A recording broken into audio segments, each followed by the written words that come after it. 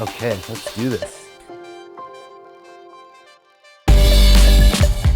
The YouthDecide 2040 project is a research project for the European Commission, and we're trying to capture and better understand and co-create with youth their visions for desirable futures of democracy in Europe.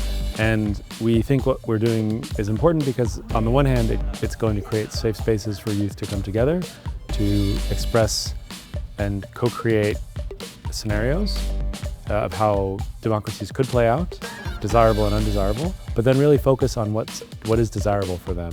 And other countries, if they're interested, can repeat the process, and all the tools that we make will be open so that young people that are passionate about this can get together with friends and do the exercises, right, and share the results. And so I think from a research perspective, it's the material, the outcomes, and the process that are really important for us.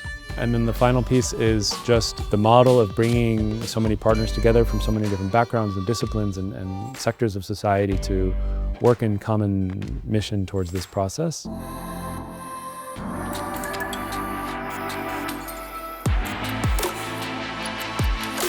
At this moment in the journey, because the process is not set, right? The Creative Retreat was designed to be a place where we can bring in a spectrum of people with foresight experience, who are versed in going to different futures and coming back with something useful for our present.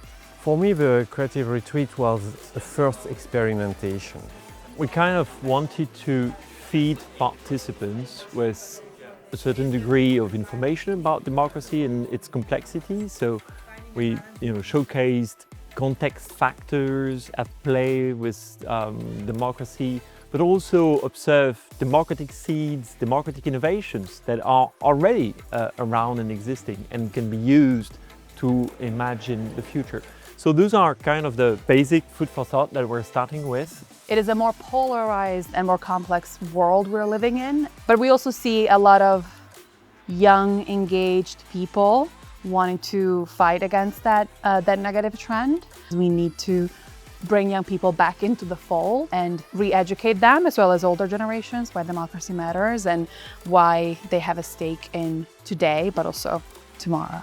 The expectations we have is that this journey illuminates or inspires these generations to get into the process and improve democracy first.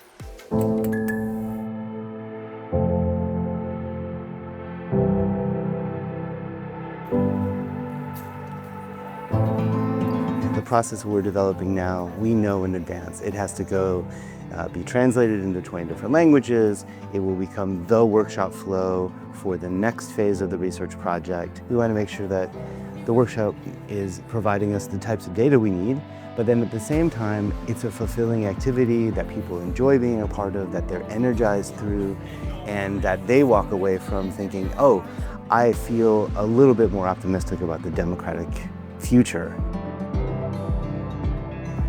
We are intentionally designing a workflow that is similar and will provide similar outputs that we can draw from and that we can read across Europe, but at the same time, a workflow that is sensitized to different cultures, different languages, different things in those communities that we're going to, so that they can really make it their own, make the most of the workflow. We're not trying to fix democracy in the present, but to dare to rethink democracy and to build scenarios which open doors for future evolution of democracy. Then going to go scale up into the national conversations. 20 national workshops throughout Europe.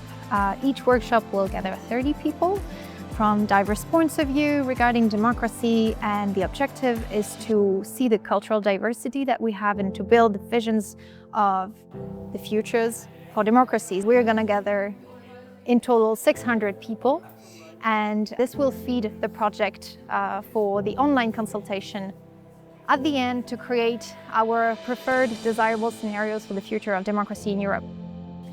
Cool. Excellent.